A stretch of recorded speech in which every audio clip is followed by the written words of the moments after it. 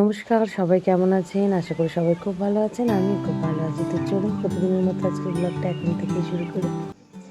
আজকে সকাল সকাল ঠাকুরকে দর্শন করে আর ঘরের মধ্যে এসে দেখছি ঘরটা বেশ ফাঁকা ফাঁকা লাগছে। কারণ ঘরের সোফাটা একটু বাইরে রাখা হয়েছে। আর চিনি দেখুন কি করছে, ঘুম থেকে উঠে পড়ে দেখছে সবাইকে, খুঁজছে সবাইকে। আর এই যে বিছানার মধ্যে সবাই এক জড়ো হয়ে বসে খেলা করছে।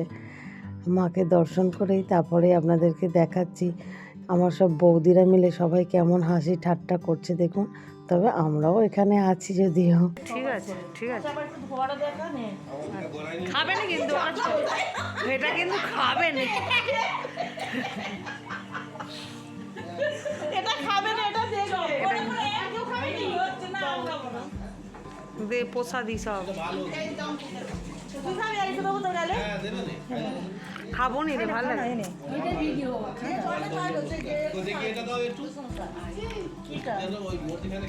কেস ওটা কি বাজে খেতে, এইটা এটা নাকি বাজে খেতে গো, খেও দে না ওকে দে ওকে দে,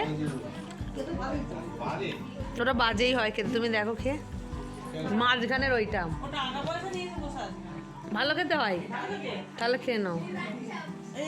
আরে ও টাকা পয়সা নিয়ে বসে রাঁধতে খাবি আই চলে আই না না খা খা, অনেকটা আছে, সব ভাগ করে খাওয়ার মজাই আলাদা রে। আর কি খাবে না থাকবে, সমীরেরও থাকবে না, মিষ্টিটা কি কম করো, আমাকে কেউ খাওয়ায় না, আমি একাই খেয়ে নিচ্ছি কিন্তু, ঠিক আছে? তুই খাবি? তুমি অত কষ্ট করে ডেকোরেশন করলে একাই এই শুক্লা নোট নিয়ে এসে বসে আছে কেন? আনতে আমার কবে আমার মা ভাত কান্নি করছে আমার তো মনে নেই। যাই হোক,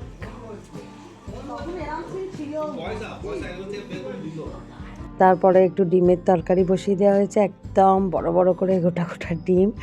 সেই তরকারিটা দিয়েই আজকের রাতের খাওয়া দাওয়া হবে। তবে মুড়ি কিংবা ভাত, কিছুটা ভাত কিছুটা মুড়ি, যে যেটা খেতে চায় সেইভাবেই হবে আর কি।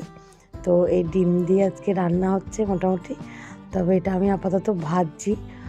আর পিকু আরও এই ডিমটা, অসীমা পিকু এরা ডিমটা পরিষ্কার করে ছাড়িয়ে দিয়েছে, আমার বৌদিও। তা সেটাই আমি এখন, আমার আবার ডিমটা এরকমভাবে ভাজতে বা ঘাঁটতে হেবি ভালো লাগে, তাই এটা আমি নিয়েছি। আর তরকারি আগে থেকেই করা ছিল, এটাই এর মধ্যে দিয়ে দেওয়া হবে। তো যাই হোক চলুন, মোটামুটি আজকে ভিডিওটা খুবই ছোট্ট করে আমি বানিয়েছি। আর কারণ সারাদিন এত গল্পই ব্যস্ত ছিলাম যে খুব একটা ভিডিও বানাতে আমার মনে নেই, তাই ছোট্ট করে বানিয়েছি আজকে ভিডিওটা। প্রতিদিনই তো সবাই আপনারা দেখেন, তবে আজকে ভিডিওটা খুব তাড়াতাড়ি শেষ হয়ে যাবে। আর কাল থেকেই নিরামিষ, কারণ পরশু দিনকেই সরস্বতী পুজো, তাই আজকে একটু রাতেই ডিমের তরকারি খাওয়া হয়ে যাচ্ছে একদম। মানে আজকে সারাদিন একটু আমিষ টামিষ হয়েছে মোটামুটি, আর কালকে নিরামিষ। তারপরে একদম সরস্বতী মার কাছে সবাই যাব পুষ্পাঞ্জলির জন্য। তো এখন সবাই মিলে খাওয়া দাওয়া করতে বসে গেছে। ভিডিওটা আমি এখানেই শেষ করছি। আগামীকাল একটি নতুন ব্লগে আপনাদের সাথে আমার আবারও দেখা হবে।